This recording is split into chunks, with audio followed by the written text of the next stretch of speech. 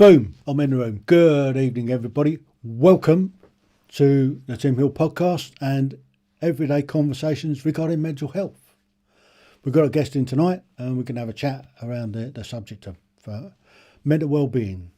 So we're trying to get away from calling it mental health purely because people take it as a negative. So if we call it mental well-being, that kind of takes it away, makes it okay to talk about. So because there's nothing on the telly, that's probably why you're here watching me. We're coming to you live from the old Heale Manor, Lord Heale here. So what else do we know? You can buy me a coffee. It's not compulsory. You can also subscribe to the channel, which is free. If you didn't know that, it's free. Who knew? You can sign up for free. And if you can give us a thumbs up, you can click the bell icon. Apparently, if you click the bell icon and click all, you get notified when I go live. Who knew? That's a great thing. And I'm also, it's coming up next month, I'm off to the podcast show in London, where I'm going to meet up with some of the other guys that I collaborated on for the podcast host mastery. And we became a #1 best-selling authors on Amazon. So I collaborated with 15 other guys and girls. There you go. Right. So without too much further ado, every Tuesday we've got the old live stream quiz, live stream awesome quiz every Tuesday. Goes at 8 o'clock. So if you like your quizzes, come and join us. It's 30 questions. Test your general knowledge. See how clever you are, or not, as the case may be. And all you need is a pen and a bit of paper. Tune in, and all you need to do is just pop your scores in the chat box once I've given them to you. So, the idea of this particular show, everyday conversations regarding mental health, mental well-being, is we're trying to take the stigma out of it. We're trying to make it a comfortable subject to be able to talk to. Around a dinner table, you can do it. So, without too much further ado, I'm going to bring in my guest. So, here we go then. Welcome, Jerry.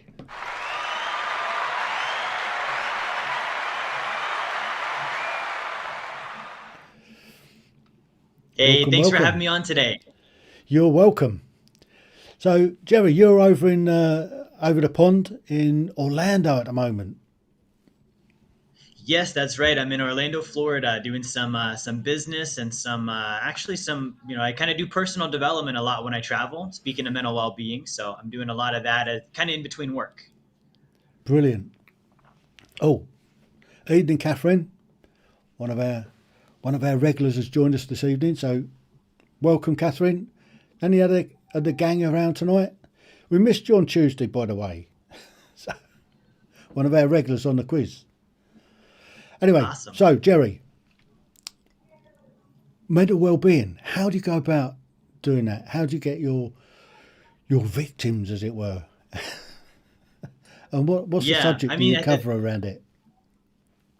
I think for me, I'm very big in physical well-being as well. So I spend a lot of time exercising and staying in good physical condition. And professionally, I work with people on their financial health and well-being. So when I think of like mental health, mental well-being, for me, a lot of it is preventative stuff, things that for example, if I'm doing physical, I'm going to exercise, I'm going to eat right, I'm going to make sure I get fresh air. And there's a lot of equivalent things with mental well-being where we can kind of take charge of it. And it's something where we can, continue to build on it and build up, more endurance, more strength in that area, and kind of be healthier overall mentally. So that's kind of my take on it, is more proactive. And I think a lot of times, and I love your show because I think it is a bit of a taboo topic. It's something people are maybe not always comfortable bringing up. And so because of that, we tend to wait till it's too late. We tend to wait till it's at that breaking point before we do anything about it.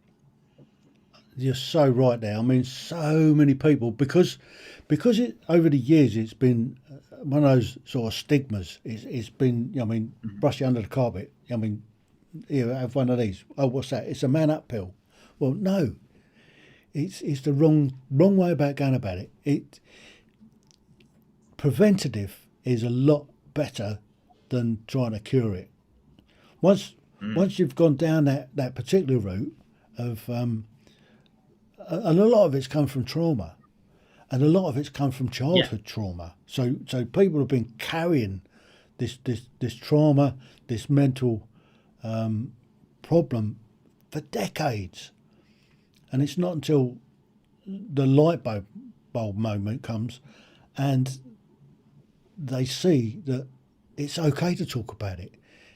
There are people out there that will help them, the likes of yourself and myself, that are trying to make it an everyday conversation, to make it comfortable for people to talk about, to make it okay not to be okay. And if you're not feeling 100%, you're not feeling like yourself, then there's there's millions of people that will sit there and listen. Sometimes that's all it takes, is just to somebody just to listen to your problem, and then it's solved. So from your perspective, I mean, educating people to prevent it in the first place, keeping themselves physically fit, keeping their dietary needs fit. I mean, there's so many junk food diets out there. There's Yeah. so many people just don't know how to eat healthy, and that is part Hmm. of. I mean, having a healthy diet is a good way of keeping your physical well-being, and that then knocks on to your mental well-being. Yeah. You So feel good about yourself after. yeah, and I think that's one of the key things is to like yourself in the first place. And if you like Yeah. yourself, you're halfway there to being a bit sort of building some There's sort of robustness as well. yeah, there's a quote that I love, and it basically it talks about being a good friend to yourself. And I think that that's a lot of where it starts, is like you said, it may be funny to think about, but we really do need to like ourselves. We need to be proud of the things we do. We need to acknowledge our accomplishments. We need to give ourselves understanding. And a lot of times, for me, like last year, just to kind of give you guys some transparency, I went through some really big losses. I went through a divorce. I was a victim of a fraud fund with investments. I lost a majority of my net worth. It was about a 6 month period. Just seemed like everything that could go wrong did. Right. And so, that's one of those moments where, you're kind of like, okay, I'm kind of at rock bottom. Right. And I have to kind of, put up with what's happening, and then find a way to continue moving back along and kind of rebuilding and putting things back together. And so, when you're at that level, and whether you fell from, a really high place, or whether it was, maybe relatively small, it's still kind of a loss, and it still does have an effect and an impact. Yeah, So, one of the things that I did is I made sure I had someone that I knew I could trust, that I could talk to. And that was, a big part of, being able to just communicate, and not necessarily, were they giving me solutions even, or telling me here's what you should do. They're just listening. And that's a lot of times what it is just having someone that, you can listen, and you can let out that negative energy that's associated with those experiences, and you can, kind of just voice what's happening and what's going on. And a lot of times that is a solution in and of itself. Right. and yeah, and so that was a big one for me. And then, another one I believe in too, Tim, is finding little wins. Right. What are the little absolutely. things that I can get done, and I can look at it and say, okay, that's a win. I did this. I accomplished that. I finished that. It wasn't maybe the biggest thing in the world, but it's something I can look at, and build confidence, and, enjoy the fact that I got something done and I had that win. Yeah, I mean, one of those things that you mentioned there is somebody to talk to, and sometimes Mhm. people mean well, and they ask you, "Are you all right?" And then they say, you say, "Yeah, I'm okay." Well, are you really all right? You don't seem yourself. At that point, that's when you start opening up. That's the point where they say, Mhm. "Well, I haven't got time to listen now. and that can have a Mhm. real detrimental effect. So when you open up to somebody, just hope that they got the time to listen. And sometimes that's all Mhm. it needs to square you away. But and anybody out there that does like to ask people how they are and how they really are and start a conversation, just make sure you've got the time to invest in that person to listen to what they've got to say, and don't mug Mhm. them off halfway through. Just whatever you've Yeah. got to go on to, put off, just so you can finish off the conversation with them, because that will help them no end. And I'm sure you've found that. Yeah, I think the listening is a big deal, and I think for those that are starting those conversations and you're on the end that's listening, one thing that I try and really do, and I found when I'm the person maybe communicating what's happening has been very helpful, is when you're the listener and you're having that conversation, do your best not to evaluate for the person. Um, and then also not to invalidate what happened to them, like like you said, here's your man card, just tough up, like that's Yeah, not what's wanted and needed in that moment, right? And the other thing too is, a lot of times the person may not be necessarily looking for your opinion on what they should have done or what they should do or what your view was on what happened, because it kind of then takes the conversation away from them and it makes it about you, right? Now I'm telling them what I yeah, think about it, and it kind of flips it. So I think it's important to listen, but it's also important not to evaluate, not to invalidate, and just be there. Just be communication solves a lot of things. absolutely. Well, we've got some more guys that have joined us. Hi, Keith. Hi, Cheryl. Hi, Vanessa. Thanks for joining in the conversation this evening. We've got a guest here, Jerry, and we're having a conversation about mental well-being this evening and how Jerry goes about it. He's a coach as well. He coaches people on how to live their life a little bit better, to get their mental well-being under control, shall we say? Mhm. so, so That's a from good way from to that, put it. yeah. So from that point of view, we were looking at people's mental well-being, and I think if you can understand yourself and understand when you're not feeling right yourself, then at the early stages, when like for you, things started going wrong, and bad things normally come along in threes, so it all goes p-tong. But it's recognising that something's not right, and then if you can do something about it early enough, it can save a lot of problems down the line. So It can. yeah. So how did you go about recognising it in yourself? Obviously, you started going p-tong at some stage in a not far distance. Yeah, for me it was interesting because I've spent many years kind of working on, for me, preventative mental wellness. And, if we liken it to like the physical wellness side of things, we have exercise, right? And so for me, mental wellness, the form of like exercise, for me has been reading. I do a lot of reading on personal development and positive thinking and trying to understand how the human mind works and emotions and behaviors. And again, that's one of those areas where it's very vital. Like we all have them, right? We all have emotions, we all have behaviors, we all have ups and downs and different things. Never once in my life, I don't know how it is in the UK. In the US, I was never taught about any of those things, right? Like you're this No. individual that has these feelings and thoughts, and it's like, okay, well, what are those? Where did they come from? How do we understand them? What do we do with them? That was never something that I was educated on. So for whatever reason, I always had interest in it. And so for many years now, in my free time, I study that. It helps me understand myself better. It helps me understand other people better. I'm a business owner, so it helps me understand my employees and my clients. And it just makes life much easier when you can kind of think with what's going on in people's heads and what's going on in their worlds. Right. So, all of that to kind of lead up to, 6 months or so ago, like you said, bad things happen in threes, right? So I had a fraud case happen with investments I was in. My net worth plummeted. I went through a divorce, and then to add to that, I didn't get to keep my dog in the divorce. So that's the third one, is I lost the dog too. That's probably In the worst America, one we of the would lot, call that isn't a country song. Yeah, the dog was a tough one. I'll tell you what. In America, we call that a bad country song. I lost my Yeah, dog. My wife left. Yeah, so I was old looking a bit Yeller. like a country music song. Old Yeller for sure. So that all kind of occurred, and so because I had spent time with preventative mental well-being and doing, studying on this stuff, I kind of knew what to do, and I was like, okay, well, first thing I need to do is I need to, basically start putting myself in environments that are going to brighten me up. So I remember I would go for walks. Out here in Florida, it's beautiful. I could go right by the water.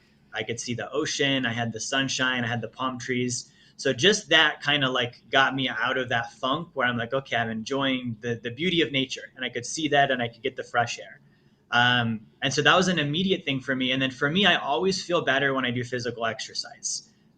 There's just something about it when your blood starts flowing and your body starts letting out those endorphins and things that you get because you're exercising. That always helps me. And so being active is a good thing that I did to handle it. But I had one specific person that I knew I could go to, and so I went to this person and I was telling them what was going on, and they listened. And so that was something kind of like we said with the communication. And when they saw that I was maybe doing things that weren't necessarily going to help me feel better, they would make suggestions of things that they knew would help me feel better. Right? I wanted to take a nap. I wasn't feeling good. I kind of wanted to just turn the whole world off for a little while and sleep it off. And she's like, "Hey, that's cool. You could do that, but why don't you go take a walk? You like walks. Walks always make you feel better." And so that was something where I was like, okay, that's a good idea, right? So that was kind of what I did leading into it. And then really, for me, I started learning that the way I feel is my responsibility. And so when I started understanding that, there are past memories, traumatic experiences, what can happen is in the present time, a situation comes up that reminds me of one of those things, right? And this happens a lot. You have a military background. This happens a lot with soldiers and veterans. Yeah. Everyday life situations remind them of something on the battlefield, and it kind of just clicks in, and it's almost like they're there again. And I think a lot of us have similarities, whether it's as intense as being in a battlefield or, childhood abuse or whatever it might be. It's very interesting what things can kind of set that off, that we might not know that that's what's happening. It's reminding me of this past experience, and I'm not aware of it when it's occurring. But that's sometimes why it can have such a heavy handed effect. So, that was something that I knew and I learned about. And so I was like, okay, what is it that this is reminding me about? And that kind of helped me understand it better. And then I focused on, I can't undo the past, but I can do the future. So I focused on the Mm. future. I was like, I can't go back and change the past. I can't make these memories go away. Talking about it does help, and that's a way you can relieve some of the emotional strain that goes with memories like that. But in present time, I can start doing things to make my future better, so it doesn't have to be like the past. And so that's really what I did. I believe, being productive, being busy, completing, work and getting tasks done, and especially when they involve helping other people. I really feel good when I help other people. And so that's an area for me of mental wellness. When I'm not feeling so great, I'll look at how can I go help others.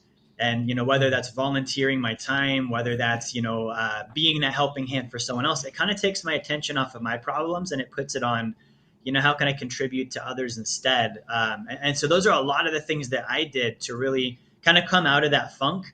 And the nice thing is it comes in waves, right? So it wasn't a permanent season. Once I was kind of through that, I was like, okay, I feel better now.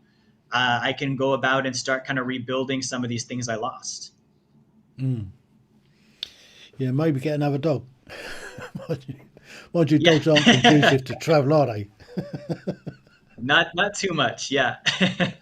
They do curtail things a bit. I mean, we've got a dog, and we've had to change the way that we go on holiday, for instance. We have to think about him.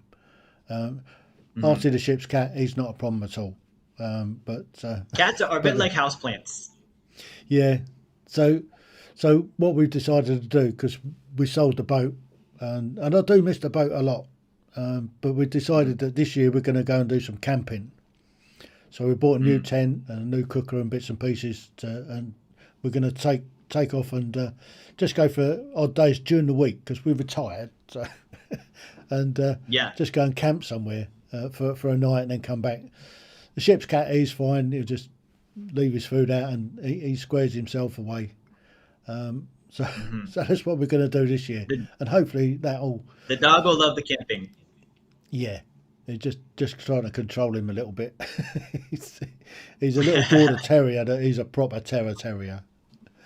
So Okay, I that's our see. plans for this year, and really looking forward to going camping. I went camping last year by myself. Well, I say by myself. There was about 10,000 other motorcyclists all turned up at the Adventure Bike Riders Festival, and so 3 days, 2 nights camping, and it was great fun. They got bands on and all that, and all the manufacturers are there with all the different bikes you could go and have a ride around on. And I went round for a couple of days interviewing people for that I put out as a video. And I got a guy called Carl Fogarty who used to race for Ducatis, and I managed to get Wow. him as an interview, which was great. So that I put that into the show, and that was good fun. And came back from that, felt really good. I mean, normally my body's in bits. Underneath this gorgeous exterior, there's an absolute train wreck going on. But I Yeah. managed to cope with it. So I've booked to go on it again this year. So I'm looking forward to it. Hopefully it'll be a really good day out. Or good weekend, Yeah, should I that sounds say. like a fun time. Yeah. But on the physical side of stuff, I mean, my days are going down and pumping iron in the gym and going for sort of 20-mile runs. They're over. So, Yeah. but I just readjust, down test and adjust and do something slightly different. So I do keep myself relatively fit as I can by just going out for walks with the dog. Mhm. And that's quite good fun, taking him down the beach and letting him run riot and chasing seagulls and and crows. Yeah. So that's good fun watching him. And then Artie the ship's cat, he's a funny little bugger at times, but he'll come and sit with me in the evening when I'm watching the telly, and yeah, that's nice. So he's not a That is lap nice. dog. He's not a lap cat, not like the dog. The dog's a lap dog. He'll come and sit on your lap Yeah. and sit on your head if he can get away with it. But he'll sit on my lap, and Artie will be sat beside us, and he likes his tin stroked, and that's a really calming effect. So animals can be really good for your mental well-being as well. Tim moved on Yeah, 100 animals mile definitely runs. can. So, yeah, so Cheryl's just put Tim moved on to 100-mile runs. Yeah, the old endurance runs. Did that once. Won't do it again. did did a couple of marathons. One and done. Marathons aren't me. Marathons definitely aren't me. No, me And walk neither. for miles, carrying heavy weights on my back, and I've been forced to do it.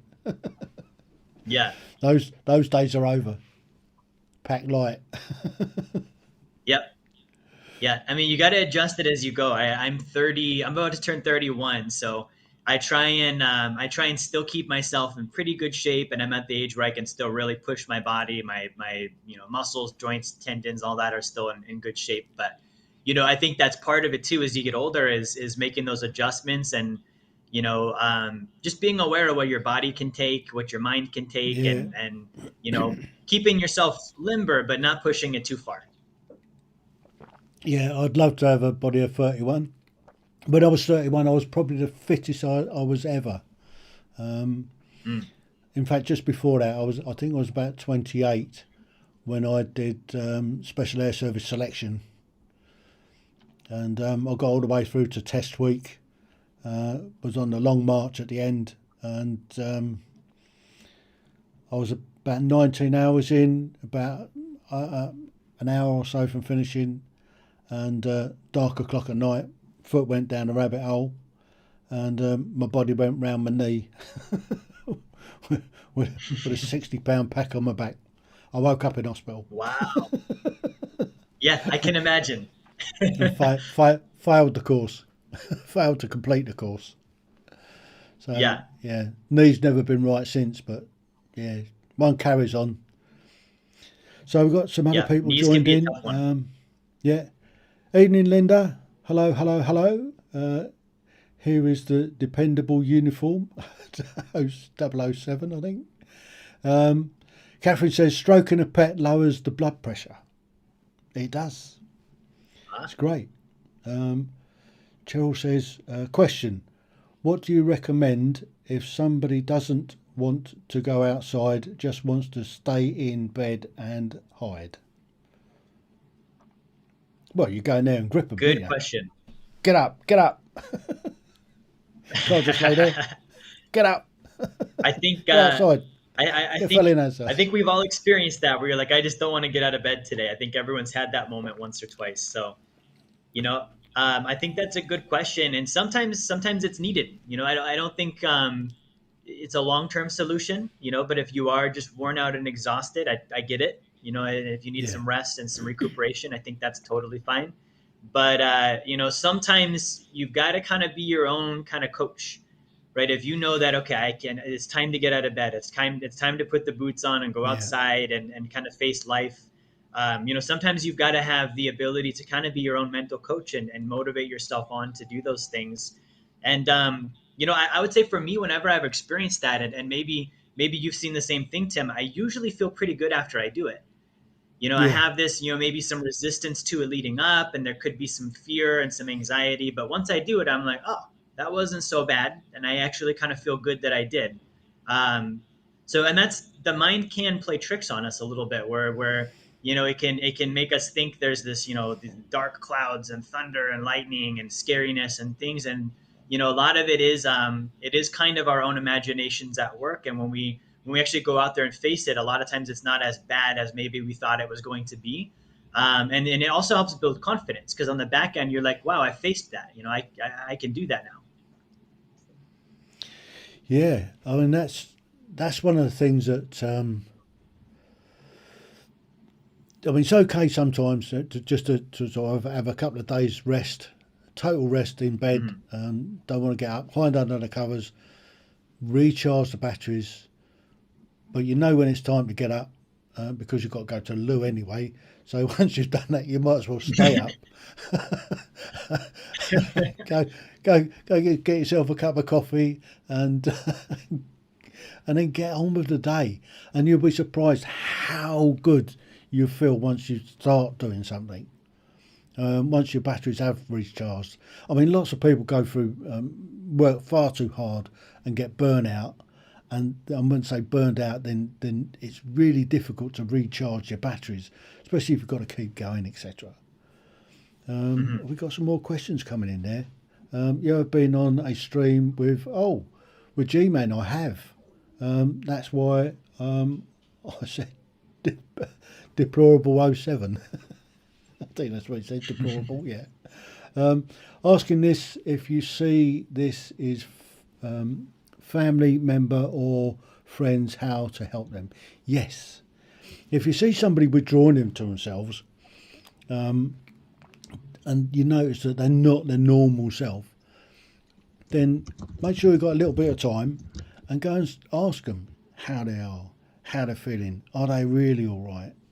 No, are you really, really all right? And get them to open up. And I think that's one of the keys.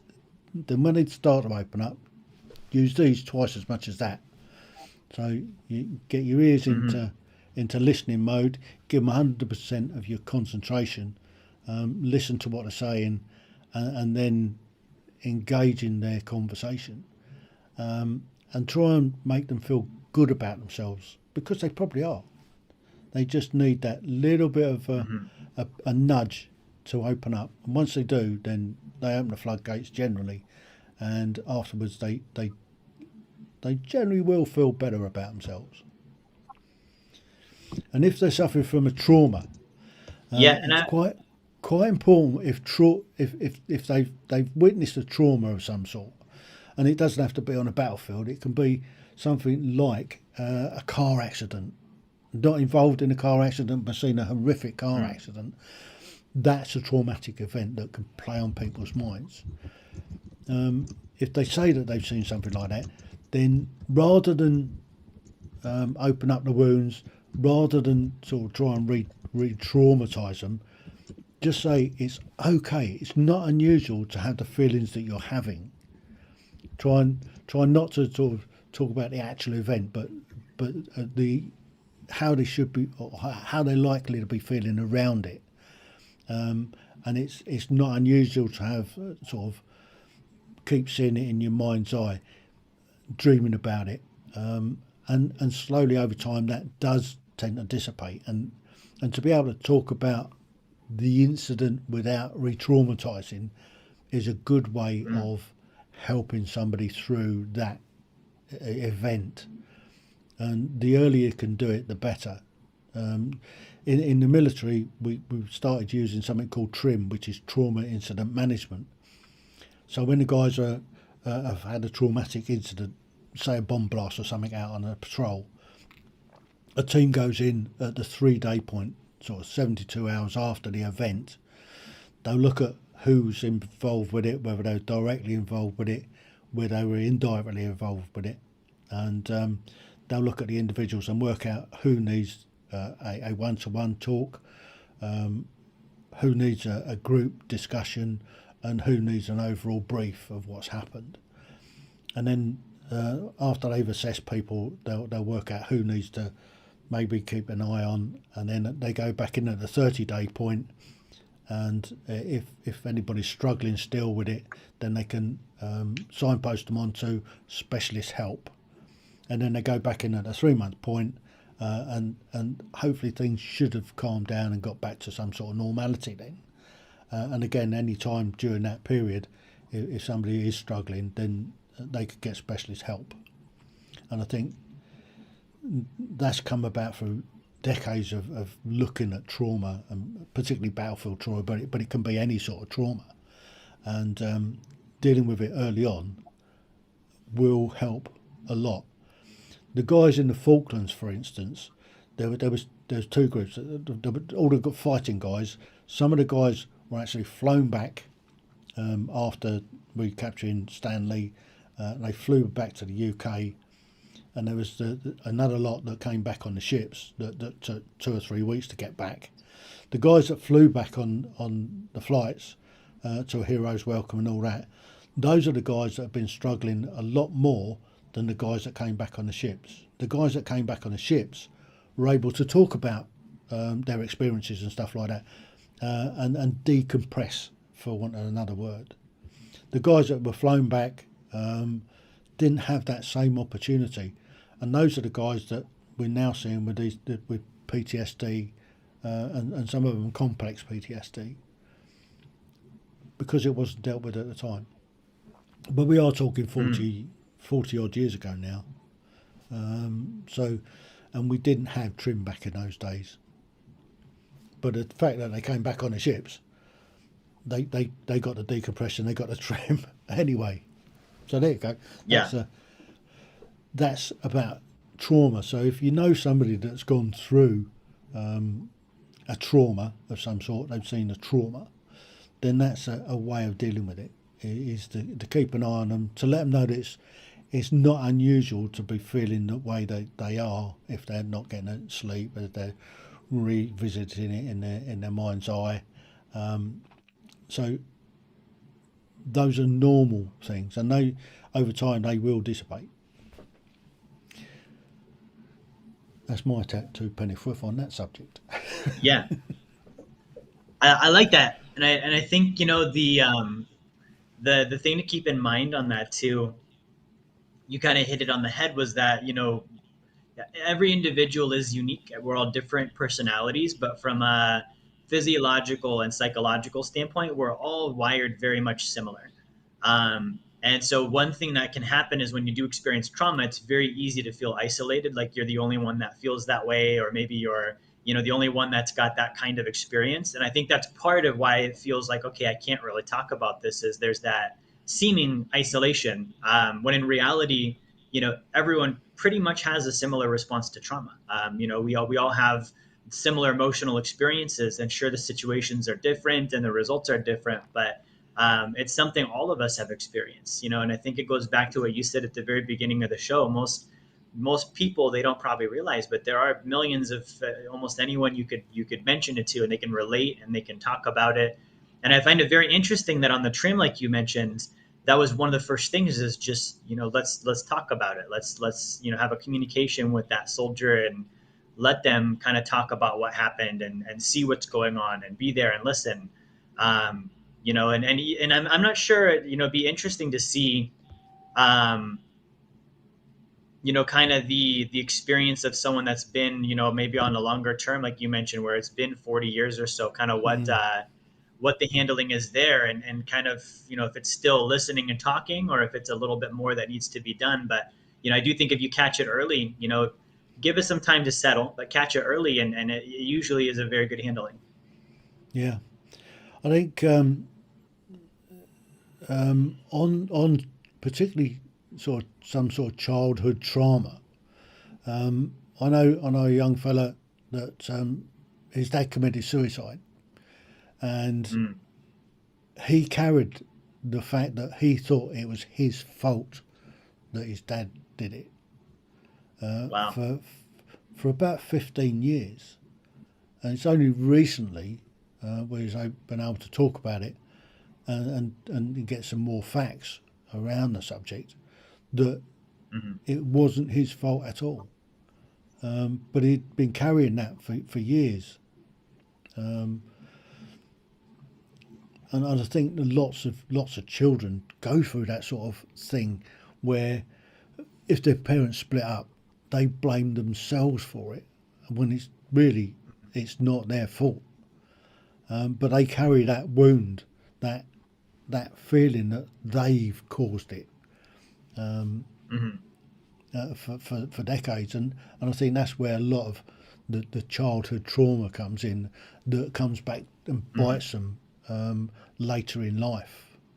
I was talking to somebody just the other week who was bullied at school, and they carried that with them for a long time, and it wasn't until they was in their 50s that they realised Hmm. that it wasn't their fault that they were bullied. And generally with bullies, it's the bully that's the insecure one. It's the bully that Yeah. um, is the coward, and they just pick on somebody because they can. And if you stand up to a bully, then they will go and find somebody else. That's the problem with bullies. They will always find somebody else to pick on. Hmm. But Yeah. again, it's one of those things that is being tackled. But it will always happen. I mean, kids in schools, they will there will always be that.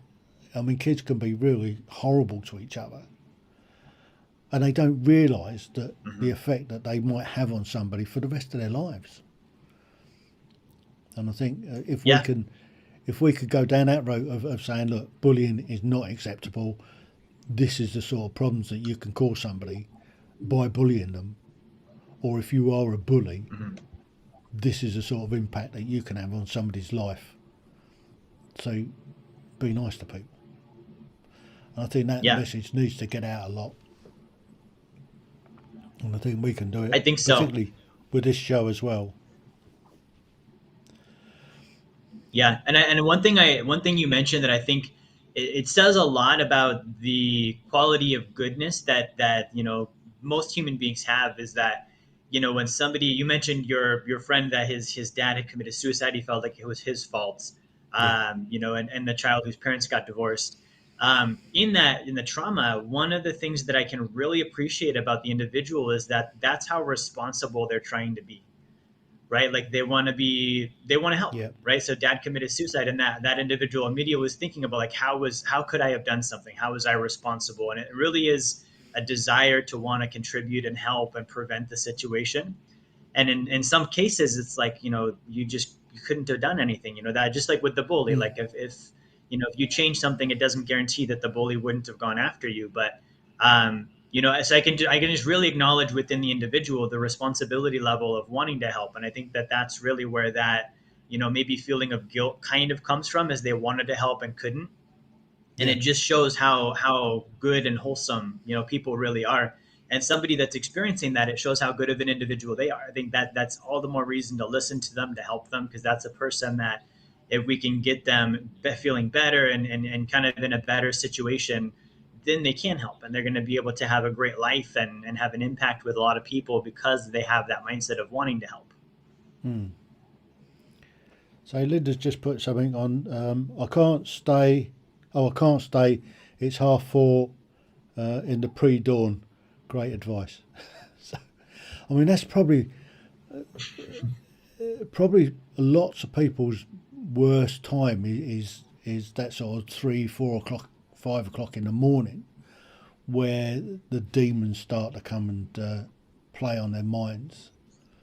Certainly does, or did for me. Mm. So those early hours of the Yeah. morning, just waiting for the dawn to turn up, and it's just, I mean, you're by yourself, and your mind starts doing overtime, particularly if you've not been able to sleep properly Mm. anyway. Those sort of early hours of the morning are hard, especially when there's nobody to talk Mm. to, and nobody really wants a phone call at 4 o'clock in the morning. I've got a problem. Yeah. But that's probably the time of the day that most people that would want some real help.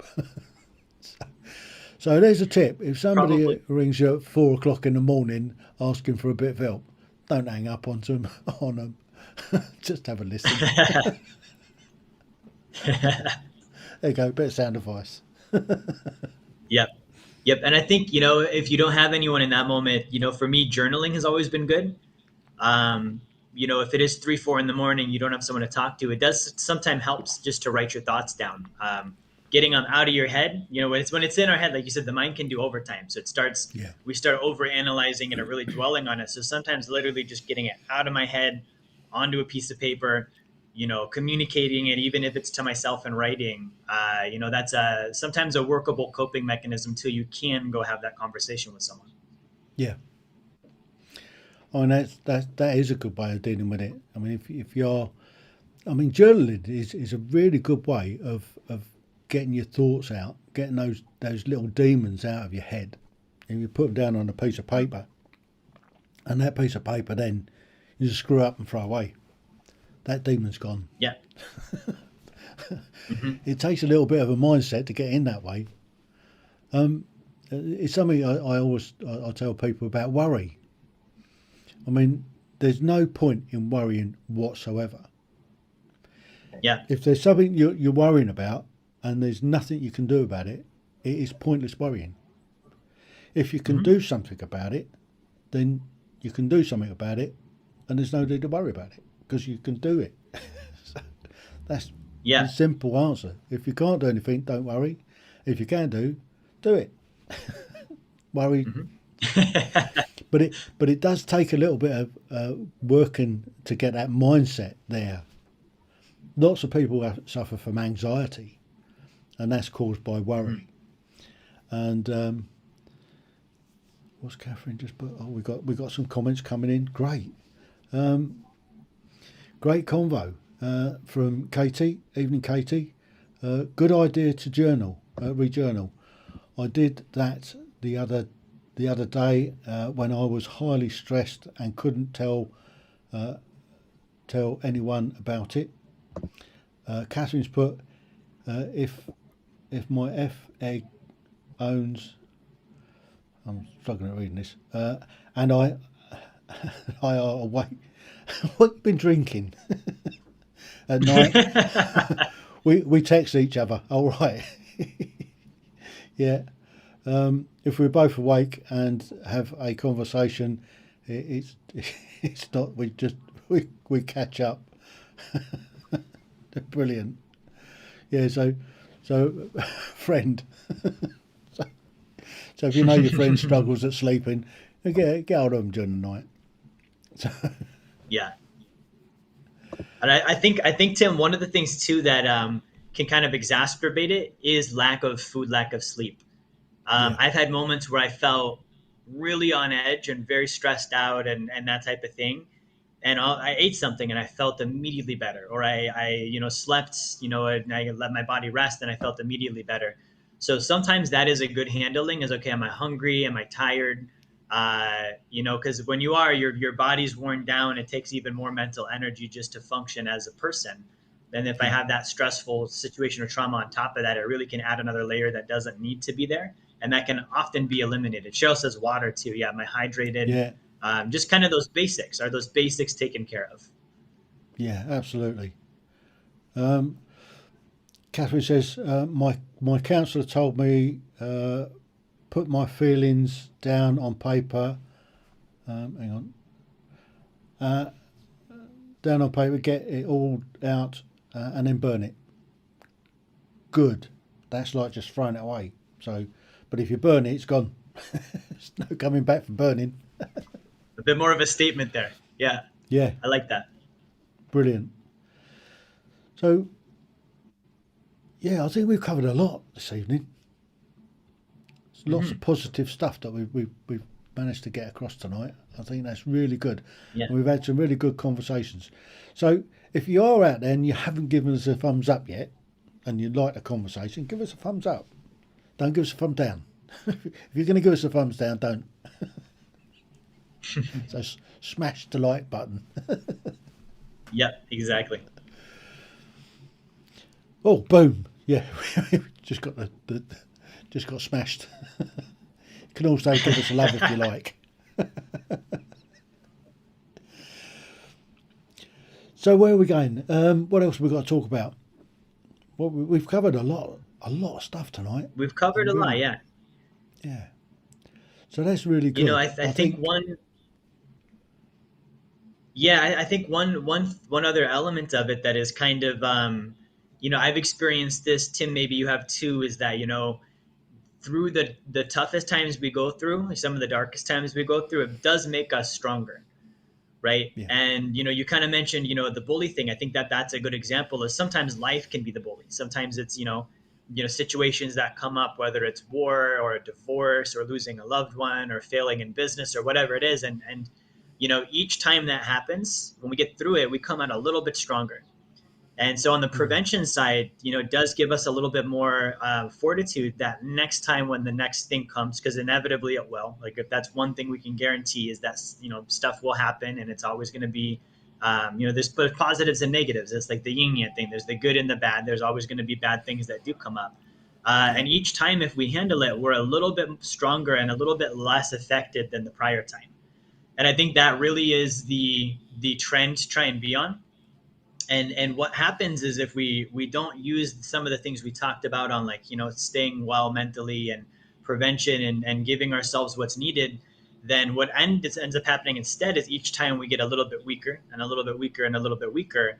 And that's really where we can get in trouble, because each time it kind of beats us down a little bit further. So even though it might suck during and it's like, man, this is tough, I'm really going through it, realize you came out stronger. And next time, when whatever it is that shows up, you'll be ready, and you'll be stronger and stronger on that trend instead. And that's really, I think, the makings of a great life. In hindsight, when you look at it and say, I overcame that, I achieved that goal, I beat that obstacle, I went through the tough times, I made it out. I found out who my friends and family and loved ones are and who supports me, and now I know how to support other people. I think that's where it really all comes together. yeah, absolutely.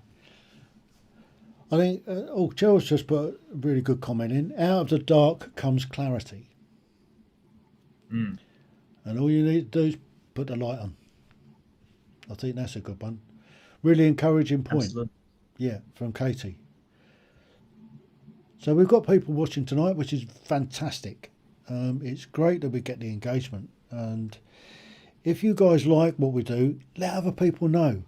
We go live every Thursday at 7 o'clock Greenwich Mean Time, or British Summer Time as it is now, and we have this conversation with guests that come in.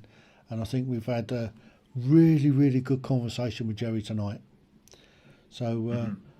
they found in children that if you're constant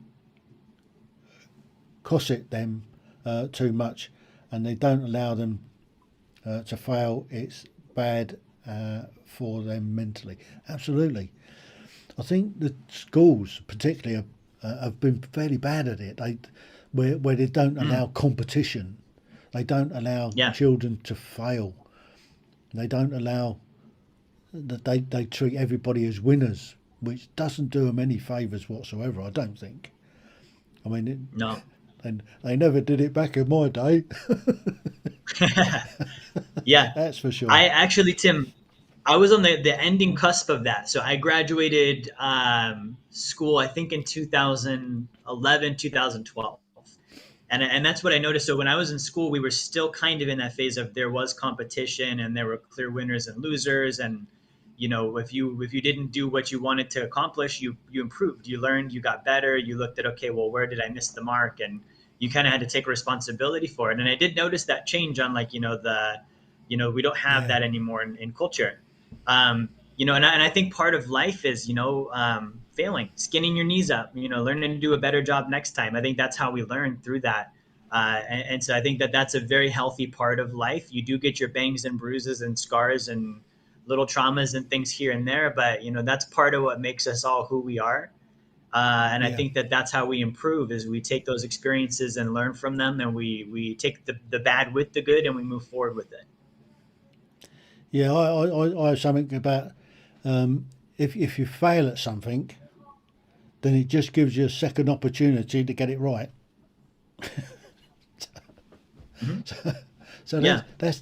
I mean that's pure and simple. If you're doing a task and you fail at it, it just gives you a second opportunity to do it right the next time. Or if you fail a second time, Hmm. to have another go. It's like that old spider, isn't it? Hmm. The Yeah. spider just keeps going and going and going. If it fails once, it just keeps going. So Hmm. yeah, that's something else. If you are finding things difficult and you fail, it's just gives you an opportunity to get it right the next time. And I think the only real failure is giving up. As long as you Yeah, keep persisting and you don't quit and you keep trying, I don't think that's failure at all. I think that's just the experience of learning and improving and trying again. absolutely. So I think from oh, blimey, we're coming to the end of the show. We've nearly been at it an hour. It's great. It's amazing how quick it goes by when you're enjoying yourself and It's having a been great good. It's been conversation. good. So, Jerry, have you got any other nice little words of wisdom that you can depart or impart? You know, I think on this topic, one of the things that I guess I'm aware of in my own life, and I kind of try and focus on is I like to have a higher purpose. And I think what you're doing with this show is an example of that. Something that's bigger than we are as individuals. And I've noticed whenever I feel the most exhausted, stressed out, someone had mentioned, not wanting to get out of bed, being tired, kind of that kind of thing. Usually it's when I feel like I failed on my purpose. Like I maybe had a really big goal and a really strong purpose and something happened and maybe I lost that desire or that drive behind it, or maybe I lost focus on it. And so one of the very best things that I think can be done is rekindling that. Looking at, okay, what is my purpose in life? It's got to be bigger than just showing up to work Monday through Friday. It's got to be bigger than just paying the bills. It's got to be bigger than just me as an individual. And so I think that's really where family can come in. I think that helping others can come in. I'm very spiritual, so my church, that's another area where that's much bigger than me. I can contribute there. So I think tying yourself to a bigger purpose is a good way to pull you out of that funk a lot faster. It gives you that energy, and as long as you can keep, you're not always going to have the focus. So it's a thing where you have to refocus. You're going to be very focused on it, and then you might have distractions or whatever come up, and then you might have to be like, oh, okay, I forgot about this bigger purpose. I need to get back on track with it. Hmm, That's something that for sure can give you more energy. It's almost like being revived, if you will, when you get back on track with the purpose. absolutely. I couldn't agree more. Well, Jerry, thank you so much for joining this evening. It's been a terrific conversation. I think everybody out there has engaged and enjoyed it as well. So for now then, thanks so much. If you just want to hang about after, we'll have a quick wash up. So, thanks, Jerry. Boom. That's it. Come to the end of the show. I hope you've enjoyed that. I hope you've got something from it. If you'd like what we do, let other people know so they can come and join in. They can always watch it on the catch-up. It's always available on the catch-up. It's going to be up there forevermore. All the conversations that we've had on the show are all up there for everybody to watch back and to take something from. If you'd like to come on the show, just message me and we'll try and fit you in for the conversation. So until next week, don't forget, I've got an episode going out on Ordinary People's Extraordinary Stories on Sunday morning. Another great chat. Don't forget the quiz, the live stream awesome quiz on Tuesday. And then again, we're back here next week with another guest or two. So until then, TTFN, ta-ta for now.